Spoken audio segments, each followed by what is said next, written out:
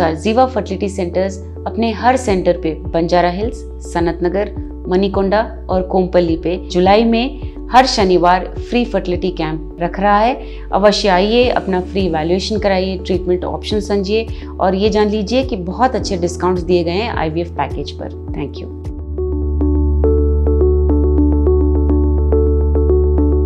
आदाब, मेरा नाम डॉक्टर सुवर्चला है। मैं जीवा फर्टिलिटी सेंटर्स में साइंटिफिक डायरेक्टर हूँ। जब हम IUI से सक्सेस रेट थोड़ा बढ़ सकता है करके हम रिकमेंड करते हैं एक पेशेंट को, तो ये सवाल ज़रूर पूछा जाता है कि कौन सा नंबर ऑफ स्पर्म्स होने से सक्सेस रेट बढ़ सकता है। क्या कम नंबर होने के बावजूद भी IUI का सक्सेस रह सकता है अगर मोटिलिटी हो तो?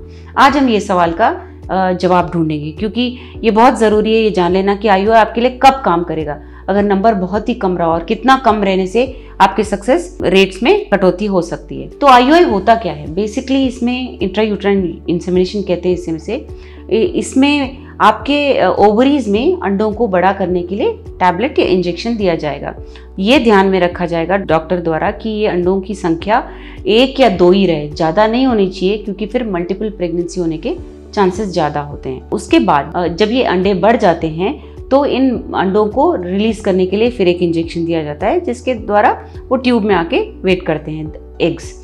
उसके बाद आपके पार्टनर या हस्बैंड के स्पर्म्स लेकर उसे प्यूरिफाई किया जाता है, जिसे स्पर्म प्रिपरेशन कहते हैं। Sperm wash but sperm preparation ठीक उसके लिए कैप्शन रहेगा, क्योंकि स्पर्म प्रिपरेशन में ये होता है कि सेमिनल प्लाज्मा और जो भी इसमें डेड स्पर्म्स है, जो भी डेब्री है, उसे सब निकाल के फेंक दिया जाता है और केवल अच्छे मोटाइल स्पर्म्स को लेकर यूट्रस में डाला जाता है।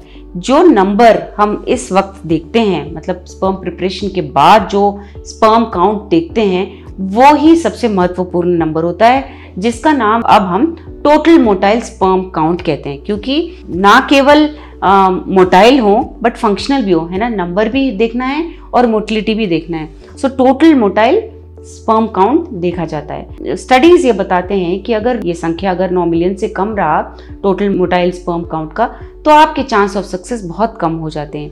9 मिलियन ज़रूरी होता है कि हम ये प्रोसीजर ट्राई कर सकें। 9 से अगर 18 हुआ, 40 हुआ, 80 हुआ, उसमें कोई अंतर नहीं है। 9 मिलियन बेसिकली मिनिमम होना चाहिए IUI का सक्सेस थोड़ा सा जितना होता है उतना होने के लिए।